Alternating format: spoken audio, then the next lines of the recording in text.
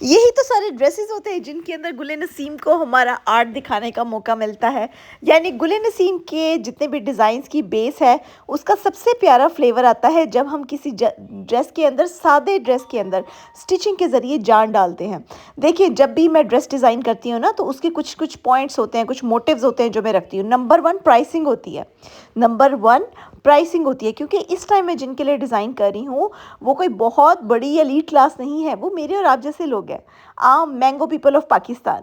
यानी वो लोग जो कि एक नॉर्मल बजट में एक अच्छा सूट परचेज़ करना चाहते हैं, और तकरीबन पाकिस्तान में 80% 85% लोग ऐसे ही हैं। तो भई हम जैसे मैंगो पीपल के लिए 4 से 5 हज़ार का सूट एक अच्छा सूट कंसिडर होता है। मैं अक्सर 6 से 7 में भी डिज़ाइन कर लेती हूँ। अक्सर हम लोगों ने वेडिंग सीज़न के लिए 25,000, 40,000, 1 लाख के ड्रेसेस तक डिज़ाइन किया हुआ है। लेकिन वो बहुत स्पेसिफ़िक लोगों के लिए होते हैं, बड़ी उसकी माइन्यूट सी रेंज होती है, वो इस तरीके से खुले नहीं होते जैसे कि ये आज का डिज़ाइन है। भई क्या शानदार डिज़ाइन का थीम है, और क्या ही उसकी लुक मज़े की आने वाली है। क्योंकि जब वर्कर्स लेकर आते हैं ना, देखिए मैंने आपको मशीन का भी शॉट दिखाया, साथ में आज इस वीडियो के अंदर आपको कटिंग भी दिखाएँगे। क्योंकि हम लोगों ने इस दफ़ा जो कटिंग का पैटर्न डाला है ना, देखिए मेरी वर्कर कैसे नाप ले रही है कि पट्टी कहाँ पे रखनी है। ये छोटी-छोटी चीज़ें होती हैं जो आपको बहुत हेल्प आउट करती हैं।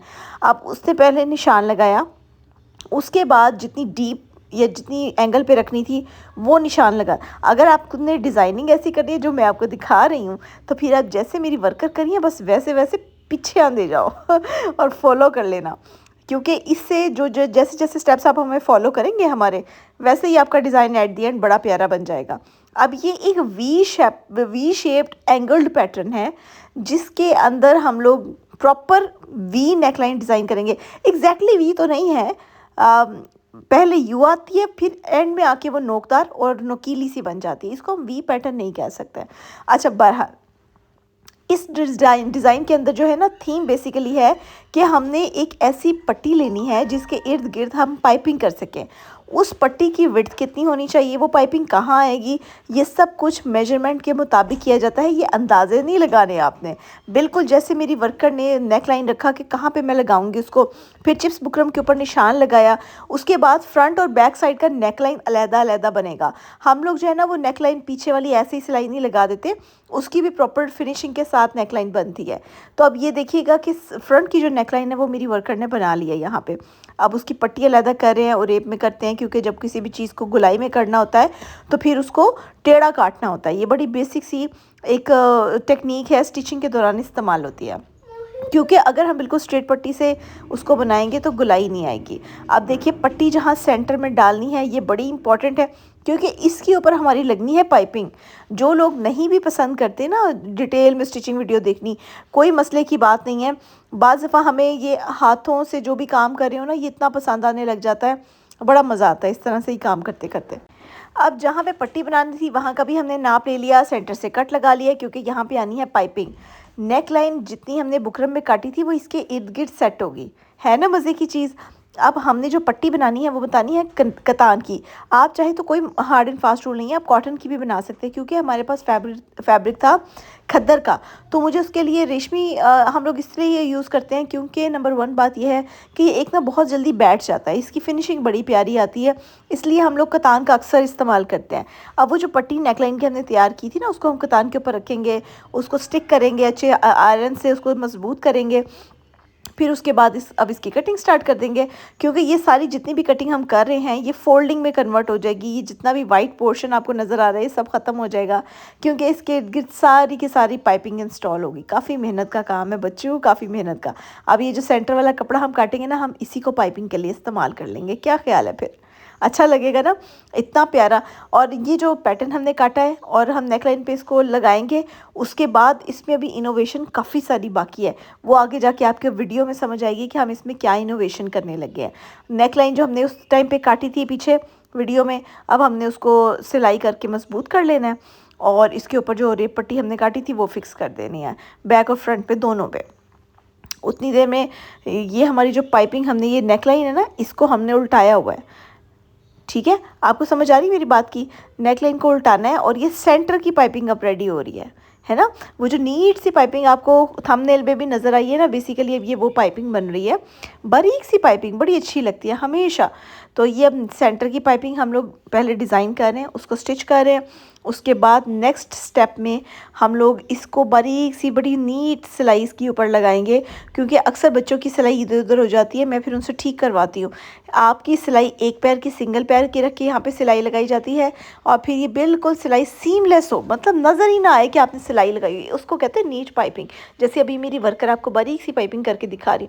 कुछ लोग तो बिल्कुल इतनी बारीक करते हैं यार, उसका इतना मज़ा नहीं आता। मुझे थोड़ी सी ना नज़र आनी चाहिए पाइपिंग, वो अच्छी लगती है। तो अब ये देखिए रस्ट कलर की हम लोगों ने इसके अंदर पाइपिंग इंस्टॉल कर दी है। फिनिशिंग इसकी मजबूती की आखिरी सिलाई लग रही है, और इसके बाद असल कहानी स्टार्ट होनी है नेकलाइन बनाने की। तो जिन जिन लोगों ने अभी तक नेकलाइन देख ली है, मज़े की बात है, आप लोग घर में ट्राई करें, और जिन लोगों ने ख़रीदारी करनी है वो भी ज़रूर देखें, क्योंकि ये आपको पता चले कि गुल नसीम अपने एक ड्रेस के पीछे कितनी मेहनत से काम लेती हैं।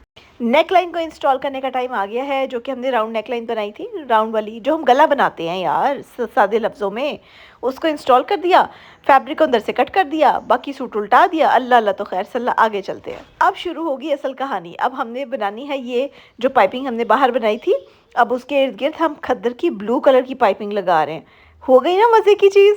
अब ये देखिए ये जो पट्टी तैयार हो रही है ना, सारा गेम इसका है। अब ये पट्टी तैयार होगी, इसको फोल्ड करेंगे। ये बड़ी एक टेक्निक की बात होती है। अब फोल्डिंग देखें कितने मज़े की फोल्डिंग हो रही है। जो एंगल बनाना होता है ना बच्चों, इसमें अक्सर लोग घूम जाते हैं, या चुनट्स पड़ जाती हैं, या अजीब सा खिंचाव पैदा हो जाता है। मेरी वर्कर कितनी महारत से इसको डिज़ाइन कर रही हैं, क्योंकि इसके कोई छोटे छोटे पॉइंट्स होते हैं, वो नेक्स्ट टाइम पे बताएंगे जब हमने उसको बहुत बारीकी से तैयार करना होगा। तो अब ये चेक करें, अब इसकी ये पट्टी सेट हो गई। ये काम है बाकायदा, ये ऐसे ही नहीं है कि कुछ भी पट्टी ऊपर रख देंगे। इसको प्रॉपर्ली इस एंगल से बनाने के लिए, बिठाने के लिए पूरी जद्दोजहद का सर्कल हमने आपको दिखाया। अब उसने ये बना लेनी है, और बना लेने के बाद इसके ऊपर स्टिच कर दी जाएगी। स्टिच करने के बाद फिर ये एम्ब्रॉयडरी यूनिट भेज दूंगी मैं, क्योंकि जब ये स्टिच होके आई ना, मैंने कहा यार पट्टी तो बहुत खूबसूरत बन गई है, लेकिन यार हल्का हल्का सा लग रहा है कुछ, इससे मज़ीद अच्छा होना चाहिए ना।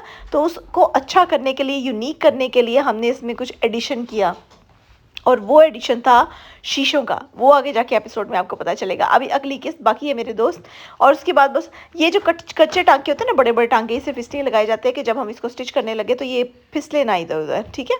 तो अब ये फिसलेगी नहीं, और ये नेकलाइन हमारी फ़िक्स हो चुकी है। फ़िक्स होने के लिए मशीन पे चलेगी। अब हम जल्दी जल्दी से इसको फ़िक्स करेंगे। बड़ा सिंपल सा मेथड है, वही सिंगल पैर के साथ लगानी है आपने। इसको फास्ट फॉरवर्ड कर देते हैं। अब आगे चलते हैं। बस इसको हम फिनिश करेंगे। स्पीड मैंने बढ़ा दी है। बस इसी तरह एंगल पे आपने मोड़ लेनी है। मोड़ कर, जैसे हम गाड़ी की रोड पे चला रहे होते हैं, जब एंगल आता है या कहीं पे भी टर्न आता है तो हम स्पीड हल्की कर लेते हैं। इसमें सेम वही मेथड अप्लाई होगा। कोई हार्ड एंड फास्ट रूल नहीं है, ठीक है। अब आगे चलते हैं। अब आखिर में आ गया है जी हमारा एम्ब्रॉयडरी यूनिट का काम, जिसकी वजह से इस सूट को जान मिलेगी। जिसे कहते हैं ना कि बॉडी तो बन गई, लेकिन रूह किसने डालनी है? रूह इस काम ने डालनी है। जब भी हमने कोई भी चीज़ बनानी है, उसको हमने इस तरीके से डिज़ाइन करना है कि यार उसका डिज़ाइन जो है ना लुत्फ़अंदोज़ लगे, कुछ डिफरेंट हो, कुछ यूनिक हो। अब ये जो शीशा पैटर्न है ना, ये इतना मज़बूत होता है। मैंने लास्ट टू लास्ट ईयर 2-3 साल हो गया, हम लोग मिरर वर्क बहुत इंट्रोड्यूस कर रहे हैं अपने कामों में। इसका सबसे बड़ा फ़ायदा ये होता है कि ये एक तो कंफर्टेबल होता है, लॉन के सूट को भी, लाइट से सूट को भी अपलिफ्ट कर देता है। आप इसको कैजुअली भी वेयर कर सकते हैं, कहीं आते जाते भी वेयर कर सकते हैं। पहनते हुए ये चुभता नहीं है। कितने फ़ायदे हैं इसके, और दिखने में भी प्यारा लगता है। बाज़ दफ़ा दिल करता है कि आप घर में भी अच्छा रेडी होके रहें, मतलब बहुत अच्छा नहीं, ऐसा नहीं कि आप मेकअप करके घर में घूमते रहो।